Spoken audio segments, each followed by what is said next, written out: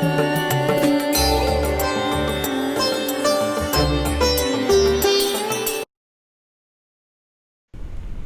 all, welcome back to the Art Talk again. Good evening, good afternoon, everybody. Welcome to the Art Talk series by Sneha Arts. And this is one of the leading art galleries in South India. And as all of you know by now, because we've covered almost 14 episodes, and this is the 15th one. Dr. Snehalata Prasad is the art director, and she is the art collector. And every year she conducts a lot of events around art and for the artists. So today we have eminent artist Mr. Ajay Sameer, who is joining us today, and he's well recognized, and his art got recognized in 90s, and his art basically talks about intellectuality. He is well known for his open mind artist. He is open to things. His art and paintings represent a very close representations between human beings. He touches concepts of God, nature, interconnected, and devotional sculptures, of Hinduism. The best thing which I like is he also connects with well-known artists, poets, where he can translate their poems into art. And this includes Gulzar ji, and he's also worked with Mr. Vajpayee, and he's converted their stories, their poems, how they perceive, he understands, closely works with them, converts that into an art. So it's an honor having you here, sir. Thank you for taking time out and joining the Art Talk. So can you tell us how did this background, did your family have a background, आपकी family में कोई artist थे, और कैसे शुरू हुआ ये journey? And friends, do feel free to ask questions, because sir यहाँ पे है. If you have any questions during our questions, feel free to ask and we will ask him. Over to you, sir. जी, family की जहाँ तक बात है तो मेरे जो फादर साहब थे वो आर्मी में थे, और हम लोग उत्तराखंड से यहाँ दिल्ली काफी, मतलब मेरे पैदा होने के बाद हम लोग यहाँ शिफ्ट हो गए. तो हमारे पूरे खानदान में ऐसा कोई आर्ट का तो कोई ऐसा कोई माहौल था नहीं. Okay. और I am the first person जो आर्ट को बचपन से सीरियसली ले रहा था, और उसको पता भी नहीं था कि ये आर्ट होता क्या है. बस इतना पता था कि वो जो लाइनें आप लगा रहे हो वो बहुत सुकून देती है, और कहीं बुक्स के पीछे आप ड्राइंग बना रहे होते हो सिर्फ. और हमारे वहाँ एक खास बात थी कि जो जितने भी मेरे कजन्स थे, जो हमारे नीड, जो हमारे फैमिली में थे, वो पढ़ाई में बहुत अच्छे थे. Okay. वो पढ़ाई में सब बड़े अच्छे थे, और मैं थोड़ा पढ़ाई में शायद मेरा उतना दिल लगता नहीं था जितना किताबों के पीछे से ड्राइंग बनाने में दिल लगता था. तो ऐसे ये सिलसिला जो है ना, वो बस ड्राइंग करते करते वो शुरू हुआ. तो फैमिली में तो ऐसा नहीं था. ओके. सो कब शुरू हुआ आर्ट, एंड आपने किससे स्टार्ट किया योर फर्स्ट आर्ट? हाँ, देखिए, आर्ट तो ऐसा लगता है कि वो जैसे हम लोग मेरे ख्याल से दुनिया में आते हैं वहीं से आर्ट शुरू हो जाती है. वो भले ही वो आप ऑब्जर्वेशन से आर्ट होती है ना, देखने से होती है, सुनने से होती है, समझने से शुरू होती है. तो मुझे इतना परफेक्टली तो याद नहीं कब आप पहली लाइन लगाते हो, लेकिन ये है कि वो इंटरेस्ट बड़ा शुरू से था, और वो धीरे धीरे वो डेवलप हुआ.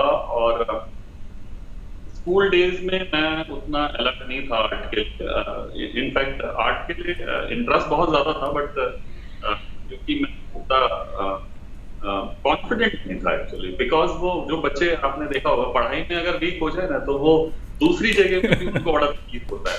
तो मुझे अभी भी याद है, जो मेरे स्कूल के टीचर्स थे वो मुझे कहते थे कि भाई अजय, तुम्हारा ड्राइंग बहुत अच्छा है, और कल फला जगह कंपटीशन है और तुम आ जाना स्कूल और हम लोग कंपटीशन में जाएंगे.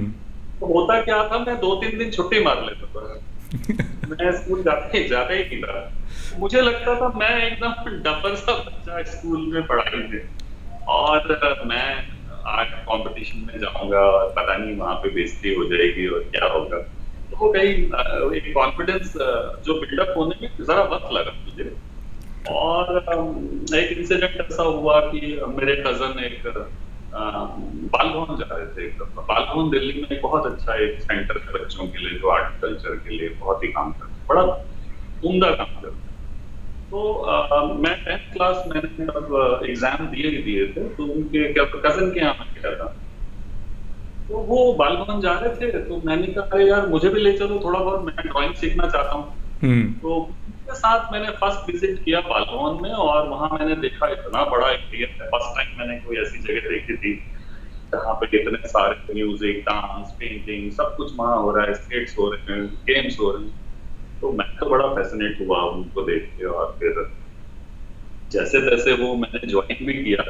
तो वहां जाके जब मैंने काम किया थोड़ा, और फिर मैंने देखा क्योंकि वहाँ कई मतलब वहाँ तो मतलब एक एक बैच में 200 300 बच्चे होते हैं, और उनके साथ जब आप काम करते थे तो आपको लगा कि सीरियसली डूइंग गुड।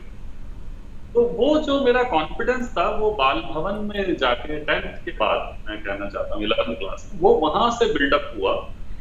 और मुझे एक चीज समझ में आ गई अब कि कुछ ना कुछ तो एक चीज है जो मुझे ड्राइव कर रही है, और एक चीज तो ऐसी है जिसमें मैं कुछ कर सकता हूँ या कुछ एंजॉय कर सकता हूँ। और धीरे धीरे वहीं जो हमारे टीचर थे उन्होंने मुझे आर्ट कॉलेज दिखाया कि बेटा ये आर्ट कॉलेज है। वो ऐसे पैदल पैदल हम लोग जाया करते थे, बाल भवन से मंडी हाउस को ले जाते थे, त्रिवेणी आर्ट गैलरी। और वो इतना खूबसूरत, मतलब वो जो पहला विजिट त्रिवेणी का था वो एकदम ड्रीमी था। और पहला visit college of art Delhi का मैंने जब वहां देखा, तो वो तो मेरा ड्रीम कॉलेज हो गया था कि मुझे यहाँ आके यहाँ पढ़ाई पे करनी है। कुछ भी हो जाए तो हम पढ़ेंगे जरूर यहाँ। तो वो ऐसे बिल्डअप हुआ, और फिर मुझे पता चल गया कि आर्ट ही करना है। सुपर। फैमिली का बैक कैसे था रिएक्शन, क्योंकि उस टाइम में आर्टिस्ट मतलब अभी तो पेरेंट्स थोड़े हाँ, ओपन माइंडेड हो गए हैं, थोड़ा या एंकरेज कर रहे हैं बच्चे अगर आर्टिस्ट है। थोड़े लोग तो प्राउड भी फील होते हैं कि हाँ मेरा बेटा आर्ट करेगा, वो आईटी वाईटी में नहीं जाएगा। बट उस ज़माने में बहुत बहुत डिफरेंट था, तो क्या क्या झेलने पड़े अजय जी को? जी, उस जमाने में तो पूछिए मत साहब। वो बड़ा वैसा जमाना था कि वो तो हमारे जो मेरे ताऊ जी, हम कहते हैं ना अंकल, वो भी पिटाई करके चले जाते थे कि ये पढ़ता लिखता तो है नहीं, ये किताबों के अंदर ड्राइंग बनाता है, सारी इसने नोटबुक खराब कर रखी है, बिल्कुल पढ़ता नहीं है, हमारे खानदान का इसने नाम खराब कर दिया है। Like that। और मैं लाख कोशिश करता था, क्योंकि मेरी बड़ी बहन है, वो टॉपर स्कूल में, तो ओ मेरे माय गॉड, दूसरे वो और ज़्यादा वो टॉर्चर रहता है। वो एक्सपेक्टेशन, मतलब मैं कंपैरिजन बहुत हो उनके जाए। सामने आते नहीं था। बेसिकली तो मेरे घर में कोई आता था तो मैं पीछे कमरे में चला जाता। पीछे कमरे में कोई, हमारा घर का सिस्टम ऐसा था कि आप ऐसे इस कमरे से इसमें चले जाओ, फिर किचन में आ जाओ, फिर बाहर आ जाओ, ऐसे सर्कल था। तो कोई इधर आता था तो मैं इधर आ जाता था, ऐसे घूमते हुए, किसी के सामने आते ही नहीं। हम्म। तो वो टाइम तो क्योंकि वो शायद उस माहौल में उस टाइम पे इतनी अवेयरनेस भी नहीं था, और पेरेंट्स को भी लगता था बच्चा कुछ पढ़ लिख लेगा तो ये कुछ कर कुछ लेगा। कर ले, मतलब पेरेंट्स अगर एग्री भी कर ले, ऐसे रिलेटिव्स और दोस्त रहते हैं जो घर खाली आपका टॉपिक लेके आते हैं, तेरा बच्चा क्या कर रहा है, और उनको जरा फ्यूल करके चले जाते हैं। मतलब जो जी जी पेरेंट डिसाइड भी हो गया वो कन्फ्यूजन में आ जाता है कि मैंने सही डिसीजन लिया है कि जी जी। ऐसा तो ऐसा मैं भी तो हुआ था। हाँ, ऐसा भी जो हो फ्रेंड ऐसा भी हुआ था जिसमें आपके पेरेंट्स हाँ हो गए थे, मतलब सेटल हो गया कि ये आर्टिस्ट बनेगा, इसको हम लोग सपोर्ट करेंगे। बट बाकी रिलेटिव्स और दोस्तों ने आके मतलब काम बिगाड़ दिया पूरा, उनका दिमाग मतलब फिर से चेंज कर दिया कि हाँ, नहीं ऐसा तो कुछ हुआ नहीं, लेकिन उसमें हुआ क्या कि मैंने तो बताया ना, मैं 10th क्लास तक तो सभी लोग बिल्कुल वो थे कि भाई ये बिल्कुल लड़का हमारा बिगड़ गया है, और ये सारा दिन बनता रहता है, गाने गाता रहता है, या फिर कविताएं लिखता है, या ये कुछ नंदन, और उस वक्त यही जो हमें मिल पाती थी किताबें, वो पढ़ता रहता है, ये किताबें नहीं पढ़ता है। तो 10th के बाद जब मैंने बताया कि मैं बाल भवन गया, तो उन्होंने मुझ में वो कॉन्फिडेंस वहां पे जाके आया, और मेरे जो टीचर थे उन्होंने, पदम चंद जी, उन्होंने जो कॉन्फिडेंस हमें दिया, तो वहां से उन्होंने मुझे कॉम्पिटिशन्स के लिए वो किया, मोटिवेट किया। तो मैं ओके। मुझे याद है कि पहला कंपटीशन एक मैंने दिया था, काफी वो एनजीए नेशनल म्यूजियम है एक, उसमें था। तो उसमें बाई चांस मैं पहले कंपटीशन था और मुझे वो फर्स्ट प्राइज मिल गया उसमें। और उस जमाने में वो 500 रुपीज थे, और प्राइज वो मनी। इन्वायरमेंट मिनिस्टर साहब थे, उन्होंने वो दिया था। तो पापा जी तो बड़े खुश थे हमारे। तो पहली बार मैंने अपने फादर को बड़ा हैप्पी देखा। और वो फंक्शन में गए, टिक्की में वो अवार्ड फंक्शन था, अच्छा मतलब वो रेप्यूटेड बच्चों का था। और वहां से वो अखबार में उन्होंने थोड़ा मेरा नाम छप गया। और उसके बाद वो मेरे को प्राइजेस मिलने शुरू हो गए। और एक प्राइज मुझे 11th के एंड तक मिला, जो कलाश्री अवार्ड है, हम्म। और ये प्राइम मिनिस्टर देते हैं। तो उस जमाने में राजीव गांधी थे प्राइम मिनिस्टर, और उन्होंने मुझे वो अवार्ड दिया, और वो फ्रंट पेज की न्यूज थी नेक्स्ट डे। सुपर। और तो फिर उसके बाद कभी किसी को कोई मौका नहीं लगा, उन्हें लगा ये सबसे अच्छा है। तो ये ऐसा कभी मौका आया नहीं। वो जो टाइम था वो 10th तक था। उस टाइम तक थोड़ी दिक्कत थी, घर में भी थी, बाहर से भी प्रेशर था, भाई पढ़ो तुम। उसके बाद कभी प्रेशर स्कूल से भी नहीं आया। या वो एक रिकग्निशन के लिए वेट करते हैं, बट तभी अब डिक्लेरेशन हो जाता है सभी को कि ये कर रहे हैं, मतलब this is the talent he is chosen. I think या वो मोमेंट के लिए। सो वी हैव सर बहुत सारे कॉम्प्लीमेंट्स आ रहे हैं बीच में। Hi hello for you from Sharad Bhardwaj, Rajni Sharma, Mehndi Shaw, Bharti Yadav, Veena Sharma. So they're all saying, Anita Kumari, they're all saying hello to you. So thank you. And Sheetal, hello sir, happy to see you. It's been a long time. This is from Sheetal Nandan. So thanks for joining in. And we also have one comment from MT Boyaz Betty. She basically says that's the drawback in Indian education system. Nobody understands the caliber and interest of a child. And I also used to do doodling in my school copy and the notebook, and I love drawing and art. So this is from Betty. Thanks Betty for joining in. So कैसा, what's your strongest memory from childhood? वो 500 रुपये जो पहली आपको मिली थी वो आपने save किया या खर्च हो गई? मतलब उस टाइम में बुक्स पे लगा के हम लोग ऐसा डिसाइड हो गया था ये मेरा पहला कमाई है, या or buy something which is memorable. Like I bought my first prize, I bought a watch that time, Titan का कुछ था वैसा, ऐसा कुछ? अच्छा, तो मैं तो वो जो 500 रुपीज थे, तो मेरे तो पाँव जमीन पे थे ही नहीं उस दिन। तो मुझे लग रहा था मेरा बॉडी एकदम बहुत लाइट हो गया है और मेरे से चला नहीं जा रहा था। तो वो 500 रुपीज मैंने, उसमें कैश थे, लिफाफे के अंदर कैश था वो। तो मैंने मेरे फादर को वो पैसे पकड़ा दिए, पापा जी ये 500 रुपीज है इसके अंदर। तो फादर ने मेरे वो पैसे लिए और वो मंदिर में उन्होंने टच करके और मुझे वापस कर दिए। वाह, नाइस। और वो मेरे लिए बहुत वो एक वो बहुत बड़ी लर्निंग भी थी। वो मैं आज तक फादर की वो चीज भूलता नहीं। अब तो वो रहे नहीं, पिछले 1.5 साल पहले वो चले गए थे। तो फादर ने मुझे वो 500 रुपए दिए और उस 500 रुपीज से मैंने पता नहीं कितनी चीजें खरीदी।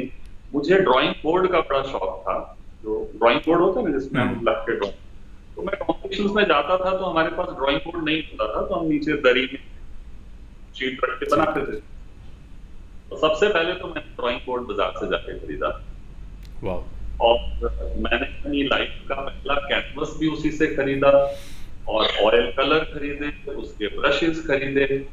और उन दिनों मेरी बड़ी सिस्टर को कुछ फीस का प्रॉब्लम था, तो थोड़ा हमारा फाइनेंशियल घर में प्रॉब्लम था। तो मेरी बड़ी सिस्टर को उसमें से कुछ पैसे उनकी फीस में भी चले गए, और कुल मिला के उस पैसे का इतना इस्तेमाल हुआ, वो मुझे अब भी वो पैसे याद है, बाकी कभी के याद नहीं रहा मुझे कुछ। एंड रियल प्राउड मोमेंट है, मतलब बाकी खरीदने का ठीक है, मतलब वो सिस्टर को हेल्प जो किया उसका मतलब वो भी। हाँ।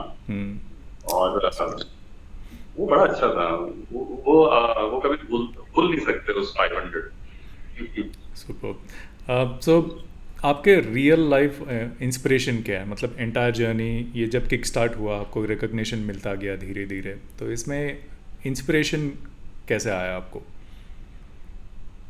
हाँ, इंस्पिरेशन की बात करें तो देखिए, जो पहला इंस्पिरेशन अगर मैं कहूँ तो मेरे एक रिलेटिव ही थे, जिन्होंने एक दफा ऐसी न्यूज़पेपर की कटिंग में मुझे हुसैन साहब का एक आर्टिकल दिखाया, और उन्होंने मुझे बताया कि ये आर्टिस्ट हैं और ये इस लेवल के आर्टिस्ट हैं, इनके प्राइसेस ये होते हैं, ये ऐसा करते हैं, मतलब उनका फीडबैक मुझे बताया वो। और क्योंकि मैं ड्राइंग का शौकीन तो था ही, तो वो इतना क्लिक कर गया कि आपको लगा कि ये जब ये कर सकते हैं तो शायद हम भी कुछ कर सकते हैं। हम्म। तो वो कहीं आ तो सही, बट दबा हुआ था कहीं, तो पढ़ाई के चक्कर में वो कहीं दबा हुआ था। ट्रू। पहला तो मैं ये बताना चाहता हूँ कि ये एक किक स्टार्ट होता है जब बच्चे के मन में कुछ ऐसा आ जाए, हम्म। वो भी कुछ ऐसे धीरे धीरे वो कुछ कर सकता है। और धीरे धीरे फिर वो लोग मिलते जाते हैं, कार्बन बढ़ता जाता है। मैंने बताया जैसे मैं 11th के बाद से जो मैंने वो कुछ छोटे छोटे कॉम्पिटिशन्स थे, और वो जो उनके प्राइजेस और अवार्ड थे, कलाश्री अवार्ड तो चलो वो एक अच्छा रेपुटेड अवार्ड होता है बच्चों के लिए। वो हर फील्ड, लिटरेचर में, सिंगिंग में, म्यूजिक में, पेंटिंग में मुझे मिला था उस साल। लेकिन वो जो छोटे अवार्ड्स हैं वो आपको आपके लिए बड़े इंपॉर्टेंट होते हैं, वो आपको बूस्टअप करते हैं, वो कॉन्फिडेंस पैदा कर देते हैं आपके अंदर। और ज़्यादा तो कर वो सकते हैं। बच्चों के लिए बहुत जरूरी है, वो स्टेज पे उनके अंदर कॉन्फिडेंस बिल्डअप हो। और शायद कॉन्फिडेंस के अलावा आप ये भी जान पाते हो कि आप कहाँ पर हो। ट्रू। एग्जीबिशन जैसे हम शो करते हैं, तो एग्जीबिशन करने का मतलब ये नहीं होता कि मैं सिर्फ अपना काम दिखाता हूँ। हम्म। एग्जीबिशन करने का मतलब ये कि होता है कि मैं कहाँ खड़ा हूँ। और जब हमारा काम स्टूडियो में होता है और जब हमारा काम गैलरी में डिस्प्ले होता है, तो गैलरी में जाने के बाद अलग लगता है, घर में अलग लगता है। गैलरी में जाके पता चलता है कि इसमें आपने क्या क्या कमियां की हैं, कितना इम्प्रूवमेंट की गुंजाइश है, अभी आपको कितने पापड़ और बेलने हैं, आपको ऐसा कितना करना है। तो ये Okay, sir. So we have Suresh Hans who's saying, "Hi Samir, love you, brother." Uh, and Rajesh Dugal, glad for watching. Rajesh Dugal is saying, "That's so wonderful to hear. Bharatiya Sabhyata and you too addressing Indianness in your subtle manner in your works. So happy for you." So this is from Rajesh Dugal. So जल्दी बहुत बहुत ही बेहतरीन इंसान है, बहुत प्यारे इंसान है। और मेरी मेरे तो कलेक्टर नहीं है, उनके पास मेरी पेंटिंग्स हैं बहुत सारी। wow. तो जो साहब का बहुत बहुत शुक्रिया, वो हमेशा प्यार देते हैं और सपोर्ट करते हैं बहुत सारे। Super. Thank you, the girls up for supporting artists. That's very important. So आपका करियर कब शुरू हुआ? When did you decide okay ये पैशन है, मेरे को आर्ट आता है, कॉम्पिटिशन्स में जीत रहा हूँ, but I would choose this as my career? ये कब शुरू हुआ and how was the journey? हाँ, एक्चुअली मैं जब मुझे मेरे बाल भवन के टीचर ने वो त्रिवेणी दिखाई थी, तो मैं तो उस दिन से ये हो गया था कि मेरा शो कब होने वाला है यहाँ पे। और मैं काफी क्रेजी था स्कूल डेज से, और लगातार उन दिनों मैं वाटर कलर ज्यादा कर रहा था। वाटर कलर लैंडस्केप्स में वो ट्रैवल करता रहता था। 11th-12th के बाद से मैंने काफी ट्रैवल करना शुरू कर दिया था। तो उस जमाने में तो जहाँ रिश्तेदार होते थे वहां चले जाते थे। और क्योंकि मैं बिलोंग भी करता हूँ गढ़वाल से, उत्तरांचल से, तो वो भी एक मेरे लिए बड़ा अच्छा प्लेस था। तो वहां मैंने काफी काम किया, दिल्ली में किया। तो जब मैं कॉलेज में आया फर्स्ट ईयर में, तो मैंने जो लैंडस्केप्स, मेरा जो पहला टूर था ये नैनीताल का टूर था। और नैनीताल के ऊपर मैंने एक सीरीज की, और सेकंड ईयर मैंने बहुत जल्दी शो शुरू कर दिए थे। सेकंड ईयर में मेरा पहला शो हुआ, त्रिवेणी में हुआ वो। बाई चांस मुझे वो त्रिवेणी मिल गई, और बहुत अच्छा हुआ। और उस शो में वो ओपन भी डीसी सानिक साहब ने किया। सानिक साहब बहुत बड़े आर्टिस्ट है इंडिया के। और जिस टाइम पे मेरा ओपनिंग की डेट थी, उनका ललित कला उनका 90th बर्थडे सेलिब्रेट कर रहा था, और ललित कला उनका बर्थडे सेलिब्रेट हो रहा था। और वो मेरे साथ गैलरी में बैठे थे बच्चों के साथ, क्योंकि मैं कॉलेज में था। कॉलेज की तो पूरी भीड़ थी वहां पे, और सबने सान्याल साहब को घेरा हुआ था।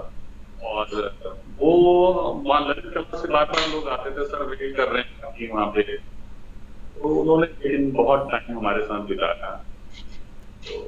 अब तो वो है नहीं काफी टाइम पहले से, बट वो यादें अभी भी हैं। तो वो बहुत जल्दी मेरा शुरू हो गया। कब आपको लगा कि ये पेंटिंग के इतने पैसे भी मिलते हैं? कभी आपके गुरुजी टीचर जो एग्जीबिशन में मिले थे, सर इसका कॉस्ट कितना होगा, ये क्वेश्चंस कुछ याद है जब पहले किसी की पेंटिंग की आपको रेट पता चली थी? अ, देखिए, सुना तो था, क्योंकि जब मैं आया 11 से आर्ट में, थोड़ा सा मेरा इंटरेस्ट जब ज्यादा हुआ, तो फिर वो बहुत डीपली हुआ।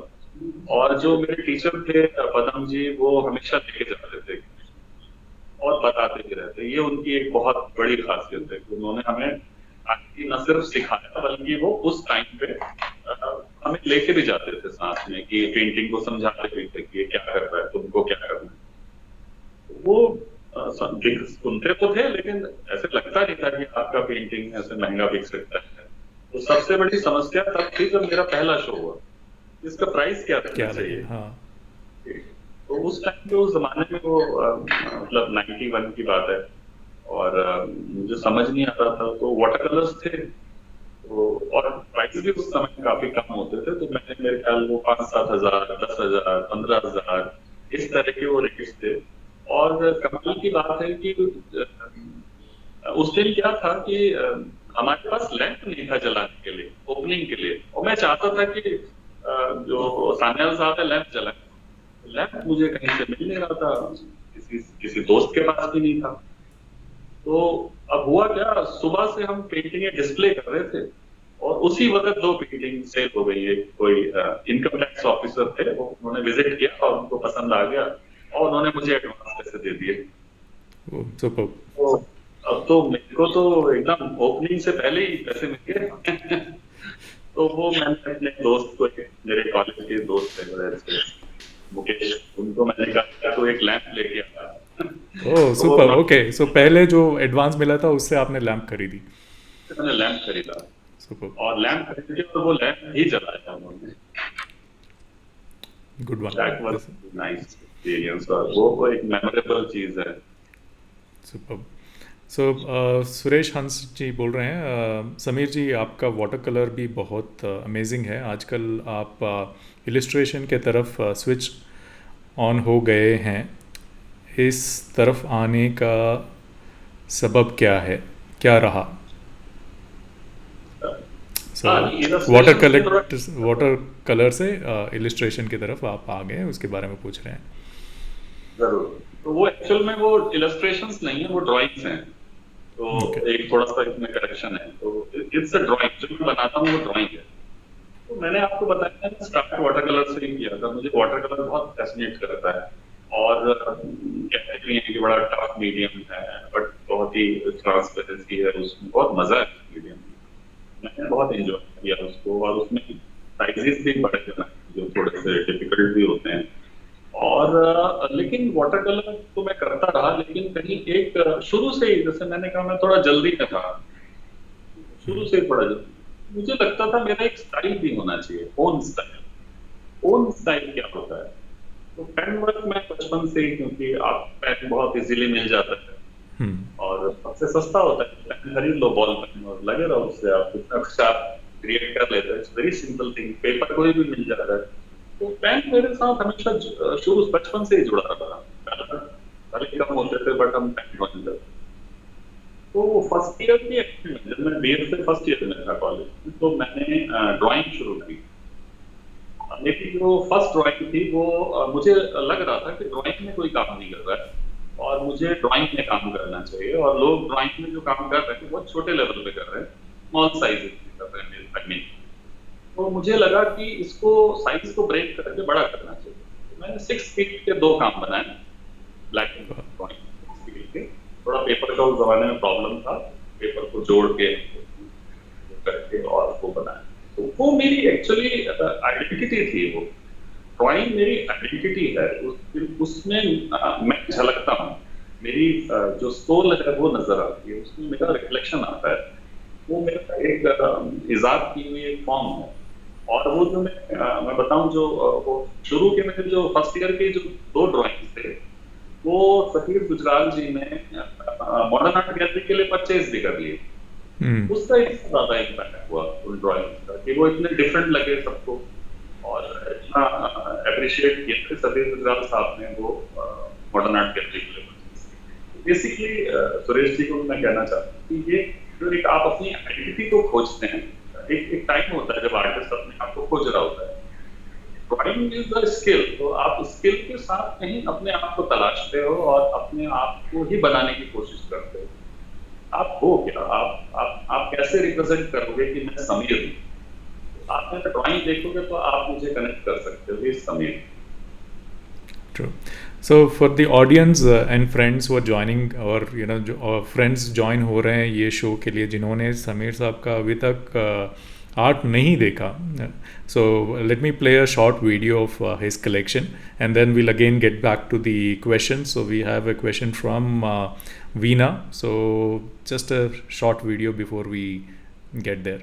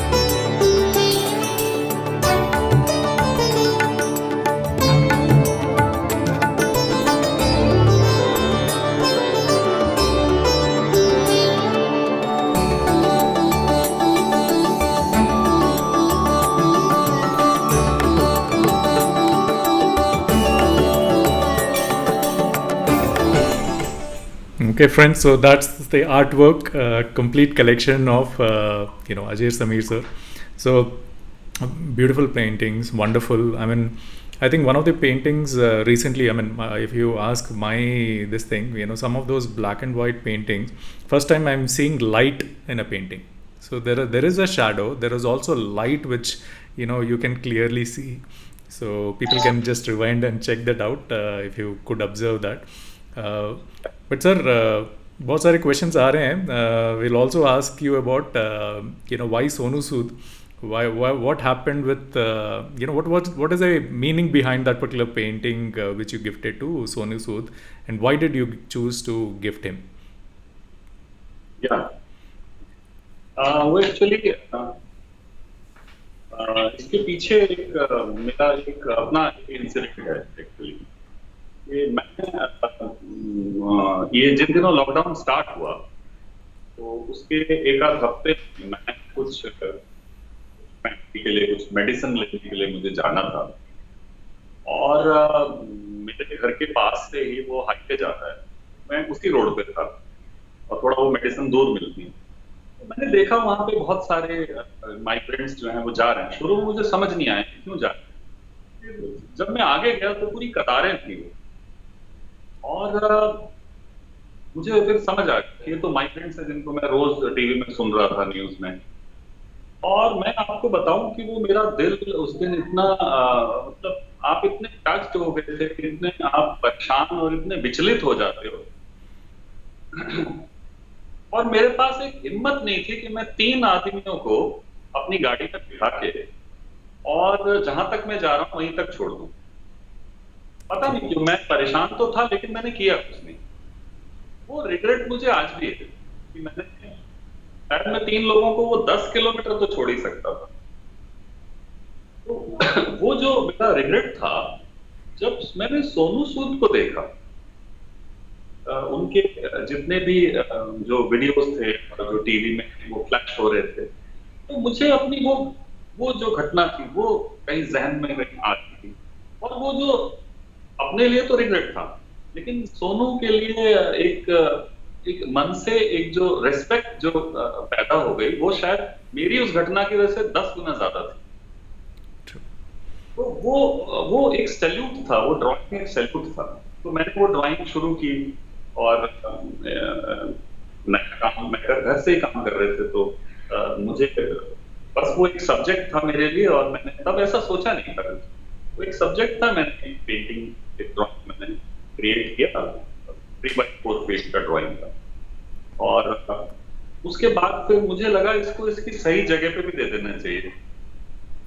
और बस वही एक कारण था कि मुझे लगा कि ये जो सैल्यूट है, ये मैंने सैल्यूट किया उनके उस काम को जो हम लोग कई बार हम लोग इतने वो हो जाते हैं कि हम एक छोटा सा भी कंट्रीब्यूशन करने में कहीं पीछे हट जाते हैं। हालांकि चाहते बहुत लोग हैं, लेकिन उसको परस्यू कितने लोग कर पाते हैं। एज एन आर्टिस्ट और सक्सेसफुल आर्टिस्ट उन्होंने वो काम करके दिखाया जो काम बहुत सारे हम जगह में देख रहे हैं नहीं हो पा रहा है। लोगों के पास सब कुछ होते हुए भी वो शायद नहीं कर पा रहे हैं। तो वो एक अकेले इंसान ने वो काम किया और मिलना भी चाह रहा था और मिल के बात भी करना चाह रहा था। तो मैं उनके घर गया, बातचीत हुई और मेरे साथ एक यात्री भी इन्वॉल्व हुई, उनका भी उसमें हाफ कॉन्ट्रीब्यूशन था। हम दोनों ने मिलकर वो पेंटिंग कॉन्ट्रीब्यूट किया और काफी ढेर सारी बातें की। और जो मैं पूछना चाहता था उनसे, वो सोनू सूद जी ने मुझे खुद बताई कई हमारे 2.5 घंटे की मीटिंग में। उन्होंने मुझे वो सारी चीजें बताई, अपने वीडियो पे दिखाई, फोन पे दिखाई, बहुत सारी चीजें थी जो मैं खुद पूछना चाहता था कैसे हुआ क्या हुआ। वो उन्होंने बातचीत के दौरान उन्होंने अपने आप ही मुझे बहुत सारी चीजें शेयर की और शायद वो भी शेयर की जो मुझे पता नहीं था। वंडरफुल एक्सपीरियंस, क्योंकि पेंटिंग कर लेना और पेंटिंग मार्केटिंग करना और पेंटिंग कभी भी देखो कितना भी महंगा बिके, जो हमने शुरू में चर्चा करी पेंटिंग के प्राइस पे, लेकिन पेंटिंग और पेंटर ये दो बहुत सेंसिटिव चीजें हैं। कहीं ना कहीं हम लोग ह्यूमैनिटी से तो टच होते नहीं और हम जान ही जाते हैं। शायद संसार में कलाकारों को रिस्पेक्ट ही इसलिए मिलता है जो शायद किसी बड़े बिजनेसमैन के पास नहीं होता। जो वो जो रिस्पेक्ट होता है, वो उस रिस्पेक्ट का कदर करना भी बहुत बड़ी चीज है शायद। ट्रू, या thank you for explaining, because आपने सही बोला है, क्योंकि बहुत सारे ऐसी चीज़ें जो मीडिया हाईलाइट नहीं करती। और जब सोनू सूद जी ने ये इनिशिएटिव लिया था, बहुत लोग का कमेंट्स आए थे सोशल मीडिया की, बहुत बड़े बड़े आर्टिस्ट जो इनसे भी बड़े आर्टिस्ट हैं उन्होंने कुछ नहीं किया बट इन्होंने कर दिखाया। So yeah that's a very great effort. And आपने जो सिग्नेचर उनको दिया है, I think these are very inspirational things, more than awards. This is a token of salute which you have given it to him, I mean through public, जो आपने किया है it is not from Ajay Sameer, ये आपने हमारे सब की तरफ से आप उनको एक आर्ट गिफ्ट कम्युनिटी किया। की तरफ से था एक्चुअली, बिल्कुल। इसीलिए मेरे साथ गैलरी भी थी। हम एक आर्ट कम्युनिटी की तरफ से उनको सैल्यूट कर रहे थे। Superb. Yeah, well, I really appreciate that initiative. Um, okay, the next question is from Veena Sharma. What is the importance of spiritual and traditional impact in painting? Please tell, because I can see a lot of impact in your artwork. This is from Veena Sharma. जी, spiritual and Spiritual and traditional impact. Traditional impact, हाँ जी। देखिए, जो painting है, मैंने जैसे हम अभी बात कर भी रहे थे कि पेंटिंग एक किसी कॉज के लिए होता है, किसी मैसेज के लिए होता है। और ट्रेडिशंस में क्योंकि आप बचपन से किसी ट्रेडिशन को फॉलो करते हो और उसी में जीते हो, तो जो हम संस्कारों की बात करते हैं, हम अपने आइडियोलॉजी की बात करते हैं। आइडियोलॉजी भी हमारे हमारे खुद के एक्सपीरियंसेस से आते हैं। एक्सपीरियंसेस हमारे रिलीजन से, हमारे जितने भी गुरु हुए, जो हमारा कल्चर है, जो ट्रेडिशंस हैं, वहां से क्रिएट होते हैं। आप देखें नॉर्मली इनका एक बहुत बड़ा रोल होता है आपके दिलो दिमाग पे और आपके सोच पे। और जब ये चीज आप उसको महसूस करते हो, अब एक चीज आपने महसूस की और महसूस करने के बाद इंटरप्रेट क्या किया, उसको निकालना भी तो होता है। मैंने क्या महसूस किया? मैंने सूरज देखा उगते हुए। अब मैंने सूरज देखा और सिर्फ वो मेरे अंदर रह गया। अब मैंने सूरज देखा और उसको पेंट कर दिया। अब मैंने सूरज देखा और उस सूरज उगते हुए सूरज को देख के एक कविता लिख दी कि मैं क्या सोचता हूँ इस उगते हुए सूरज को देख के। तो ये जो ट्रेडिशंस हैं और माइथोलॉजी हैं, स्पिरिचुअलिटीज हैं, इनसे जो आप चीजें समझ पाते हो, जो देख पाते हो, जो गाइडेंस आपको मिल पाती है। और ऐसा भी नहीं है कि आप सारी चीजों को ही फॉलो करते हो। बहुत सारी चीजें ऐसी उनको आप उनको नकारते भी हो आप। जरूरी नहीं है मैं हर चीज एक्सेप्ट करता हूँ, हर चीजों को। तो मेरा एक्सेप्ट ना करने का भी एक वे कि मैं अपनी पेंटिंग्स में उन चीजों को लेके आऊंगा, या जो मैंने एक्सेप्ट किया तो वो क्यों किया, तो वो मेरे काम में रिफ्लेक्ट होगा। तो वो जो रिफ्लेक्शन ऑफ ट्रेडिशंस हैं और रिचुअल जो आप बात कर रहे हो, तो वो आपके तरीके से निकल के आता है यदि आप उसमें इन्वॉल्व हो। तो ये इन दोनों का बड़ा ही आपस में बड़ा जो हम कहते हैं ना, कनेक्शन बहुत ज्यादा है। और एक आपने मेरी पेंटिंग्स में तो खासतौर पे आपने अभी बात की लाइट की। लाइट तो मैं ये भी बताऊं आपको कि जो लाइट है वो इनलाइटमेंट के लिए है। तो मेरी पेंटिंग में एक ड्रामेटिक लाइट क्रिएट होता है। मैं पेंटिंग में ड्रामा थोड़ा सा क्रिएट करता हूँ, तो उसमें लाइट का बड़ा इंपॉर्टेंट रोल है। और वही ड्रामेटिक है और वही इनलाइटमेंट है। तो जहाँ पे इनलाइटमेंट है, जहाँ पे पीस है, जहाँ पे लव है, जहाँ पे शांति है, वहां पे वो लाइट आती है। और जो लोग प्रकाशमान होते हैं वहां पे वो जाती है। तो अगर पूरी ड्राइंग्स को आप देखें तो वहां पे light, shadows, grey tones, light tones, dark tones और ब्राइट, वो एक प्लेन ड्राइंग करता है जो खाली सब्जेक्ट्स के साथ वो दोनों चीजें मिलके व्यूवर्स को दिखाती हैं। Super super, I really love the depth बहुत अच्छा है उसका।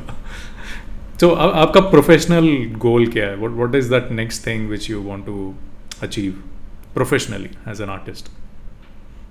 जी जी, प्रोफेशनली तो देखिए, गोल तो फुल स्टॉप होता है। तो गोल तो आर्ट में आई थिंक कि गोल नाम का शायद मुझे लगता है कि गोल ऐसा कुछ होना चाहिए। हाँ, आपके टॉपिक हो सकते हैं। माय नेक्स्ट स्टॉप, उसके बाद मेरा अगला स्टॉप क्या होगा, फिर मेरा नेक्स्ट क्या होगा, डेस्टिनेशंस क्या क्या होंगी मेरी।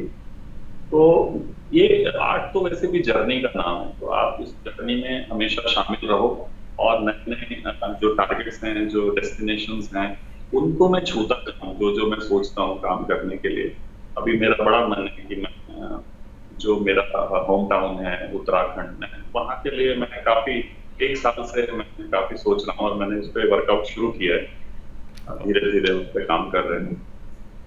वहाँ के जो ट्रेडिशंस हैं, वहाँ के जो हमारे, वो अभी तक ज्यादा बाहर नहीं है। और हम लोग भी क्योंकि उत्तराखंड को छोड़ छोड़ के सब शहरों में आके बस गए, क्योंकि वहाँ कुछ था नहीं। ज़्यादातर उस एरिया में इनकम के सोर्सेज नहीं, तो लोग इस वजह से हमारे जो फादर साहब थे वो भी इस तरफ आए, सब लोग हमारी फैमिली इधर आई। तो लेकिन वहाँ का जो ट्रेडिशन है वो बहुत रिच है, और देवों की नगरी कहते हैं उनको, और हम सब देवों की नगरी छोड़ के यहाँ आए।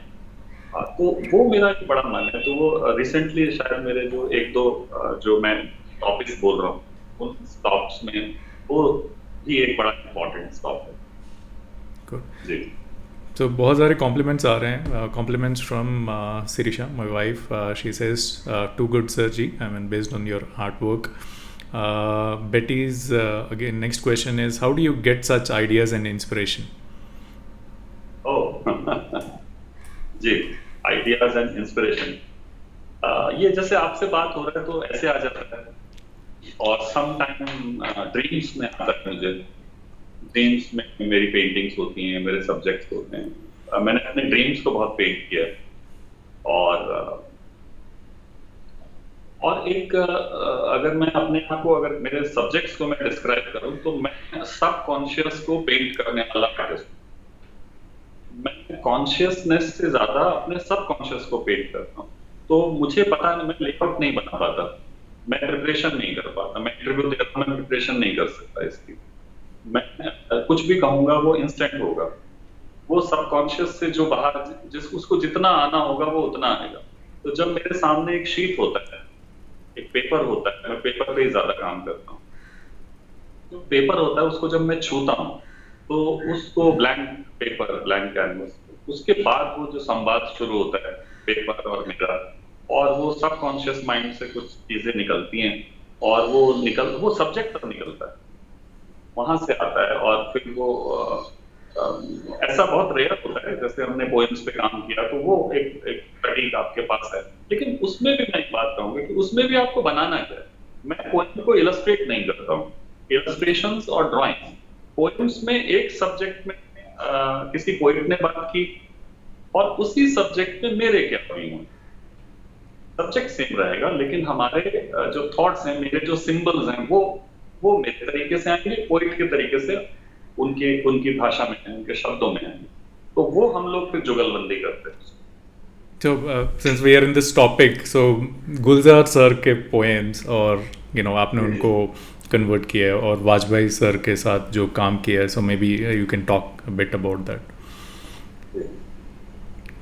गुलजार साहब पहला तो मैंने वाजपेयी साहब के साथ काम किया था। जब वाजपेयी साहब पीएम थे तो वहाँ वो पहला शो था मेरा, पोएम्स थे, और मैं ट्रेन में ट्रैवल कर रहा था, और अचानक से मैं बोला मुझे ड्रीम्स में कुछ चीजें आती, तो मैं सोया था और मैं उठ गया था, और जब मैं उठा पंजाब से दिल्ली आ रहा था, रात का सफर था, तो मेरी नींद खुल गई और मुझे लगा कि पोइट्री पे काम करना है। और वो नई नई किताब थी मेरी ज्ञापन कविताएं, और मुझे लगा इट्स नाइस थॉट, और मुझे पहले किताब पढ़नी चाहिए। और मैं घर जाने से पहले मुझे लगा किताब मिलेगी कहाँ, तो एक ख्याल आया कि वो बुक जो है मुझे मिलेगी बीजेपी के दफ्तर में, अशोका रोड पे। अच्छा, मैं आपको बता दूं, मेरा इससे प्रीवियसली मैं ये सब चीजें जानता था, मीडिया में काम करता था, मैंने स्कूलिंग, कॉलेज में पहले कार्टून्स बनाता था, इलस्ट्रेशंस करता था अपनी पढ़ाई करने को, और जो भी घर में जो भी थोड़ा बहुत कंट्रीब्यूशन करना होता था मुझे, तो मैं अशोका रोड से वाकिफ था, और बीजेपी का कार्यालय, और ये तो मैं वहाँ गया था, और वहाँ पे मुझे मालूम था वहाँ एक बुक शॉप है, उधर में, और मैंने वो एक बुक खरीदा, वाजपेयी साहब का मुझे ज्ञापन कविता मिल गया, और मैंने घर आके पढ़ा, और वो पढ़ने के बाद ही वो क्लियर हो गया था कि ड्रीम एकदम सही है और इस पे काम करना है। और मैंने 2-3 पेंटिंगें शुरू की, उसके बाद वाजपेयी साहब के साथ मैंने चिट्ठियां उनको लिखी, और उनके साथ मेरा कांटेक्ट हो गया, बातचीत शुरू हो गई हमारी। और इंसान भी, मैं तो हमेशा उन्हें कवि कहता था कि आदत नहीं है कवि, तो वो बहुत वेरी नाइस पोएट, बहुत डेप्थ, और वैसे ही वो जो उनका जो उनकी पर्सनैलिटी थी वो भी ऐसी, यदि आप उनसे बात करें या उनकी अदर देन पॉलिटिकली बात सुने, तो बाकी जो उनके लेक्चर भी हैं वो भी इतने, इसीलिए शायद हम लोगों को इम्प्रेस कर पाते हैं, अंदर तक छूते हैं। शायद उसमें वो जो लिटरेचर का जो टच है जो वो दैट इज बहुत तक तक जाता है उनका, तो वो मुझे छू गया था और मैंने फिर उस पर काम किया। और ऐसे शुरू हुआ। और गुलजार साहब तो मैंने एक्चुअली गुलजार साहब की मैंने नज़में नहीं पढ़ी थी, उनकी फिल्में देखी थी, उनके गाने सुने थे कि क्या वंडरफुल राइटर हैं, क्या गाने लिखते हैं। और मतलब आप उनका पहला ही गाना सुनिए, मेरा गोरा रंग ले ले मुझे शाम रंग दे दे, क्या मतलब मुझे एज था हमेशा आपका? आपका एज क्या था? मतलब मैं कनेक्ट करना चाहता हूँ, गुलजार प्यार आपका एज क्या था? हाँ, गुलजार साहब के साथ जब मैंने काम स्टार्ट किया था तब मैं आई थिंक 25 प्लस इतनी उम्र थी मेरी। सही सही टाइम था। आफताब साहब के साथ किया तो मैं छोटा था थोड़ा, तो गुलजार साहब के साथ 26 27 सॉरी इतना मेरा एज था जब मैंने काम शुरू किया था, उनसे बातचीत शुरू की, उनको चिट्ठियां लिखी। तो वो मेरे एक दोस्त हैं, उनके घर में एक किताब थी पुखराज, वो पुखराज किताब मैं पढ़ रहा था और वो नज़में मैंने उनकी फर्स्ट टाइम पुखराज में पढ़ी थी। तो वो वहां क्लिक किया कि अरे ये तो बड़ा कमाल का है, इनके तो गाने क्या, ये तो नज़में तो इनकी बहुत उनकी जो नज़में हैं वो मुझे बहुत ज्यादा छू जाती हैं। और गाने क्योंकि इतने पॉपुलर हैं, सबने सुने होते हैं, नज़्म में शायद शायर का ओरिजिनल थॉट होता है, गीतों में वो स्टोरी पे डिपेंड करते हैं, बट नज्म उनका प्योर होता है। मीन्स वो नज्में जैसे पेंटिंग होती है, वो उनका अपना क्रिएशन होता है, जो उनके थॉट में जा रहा होता है, जो उनको छूता है, वो किसी की स्टोरी गाना नहीं होता। तो ये शायद नज्में इसलिए भी आपको ज्यादा सेंसिटिव लगती हैं और ज्यादा डेप्थ में लगती हैं। तो वो जब मैंने किताब पढ़ी तो मैं उनसे ले आया था वो किताब, और वो किताब लाने के बाद मैंने पढ़ा और फिर उसको परचेज किया, दिल्ली में परचेज किया। तो उसके बाद वो सफर उनके साथ शुरू हुआ। सुपर। और उन्होंने मुझे बहुत ज्यादा वक्त भी दिया, क्योंकि वाजपेयी साहब के साथ ये था कि वो पीएम थे, वो चाह के टाइम नहीं दे पाते थे, सिक्योरिटी रीजन थे, और उनकी जो बिजी लाइफ होती है एज ए पीएम वो आपको मालूम ही है। तो गुलजार साहब के साथ तो मेरी पूरा पूरा दिन मीटिंग होती थी। जब मैंने काम शुरू किया तो पहले मैं मीटिंग करता हूँ कि जानने की कोशिश करते हैं कि पर्सन को, पोइट्री को, थॉट्स को, प्रोसेस को, फिर उन पोइट्री पे मैं काम कर पाता हूँ। तो पोइट्री में काम करना सिर्फ ये नहीं कि पोइट्री पढ़ा और बना दिया, उनके साथ डिस्कशन करता हूँ मैं पहले, और फिर आफ्टर डिस्कशन फिर तय करते हैं कि हम किन पोइट्रीज पे काम करेंगे। तो शुरुआती तो मैंने डिसाइड किए थे, बट बाद के पॉइंट्स में डिस्कशन के बाद फिर मैंने डिसाइड किया कि किन पे काम करना है। बहुत अच्छा आइडिया है। सो बहुत सारे आर्टिस्ट यहाँ पे है जो ब्लैंक हो जाते हैं, याद नहीं आता क्या करना है तो this is a very good idea. So you can make lot of friends जो पोएट है, कविताएं लिख रहे हैं, good bad you know sad, so you know now you can make friends and you know come up with this. But very very nice idea है। मतलब वहाँ imagination है एंड आप उसको you penning that down, you painting that down, so that's really nice. So Abhirami Vivek ji compliment कर रहे हैं, good one, thank you for the initiative of this particular art talk, and we have couple of more questions, sir. Compliments Bharti Yadav, sir, your paintings are so intellectual based and superb. And then we have Rajesh Duggal who's saying बहुत बढ़िया, आप बीती जो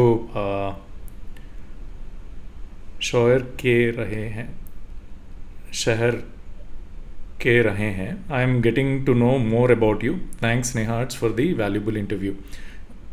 सो my apologies for my Hindi, I am slow in Rajesh Duggal ji, your deception of personalities in your paintings are phenomenal. Neha Dua is saying awesome work. Then Sunil Sharma is saying wonderful job, amazing highlight and shadow. Neha Dua is also complimenting, really can identify your style of work and connect to your drawings. Sunil Kohli, wow, amazing work. Sunita Agarwal says lovely work, sir. Bharti Yadav, you're very emotional, sir. I mean that's a compliment. Rajesh Duggal, your works are more than paintings. Please don't refer them as drawings. So शीतल नंदन जी पूछ रहे हैं, sir आपको Bathinda city से गए हुए 20 साल हो गए, 20 साल से ज़्यादा हो गए आपको। We miss you a lot, बहुत याद करते हैं Suresh sir, Garg sir and me and your students. कब आ रहे हैं बठिंडा सिटी दोबारा? Please you will come soon. So nice. Actually मैं पहले केंद्रीय विद्यालय में टीचिंग भी करता था। Oh wow. तो जी, तो मेरा ट्रांसफर हो गया था बठिंडा में।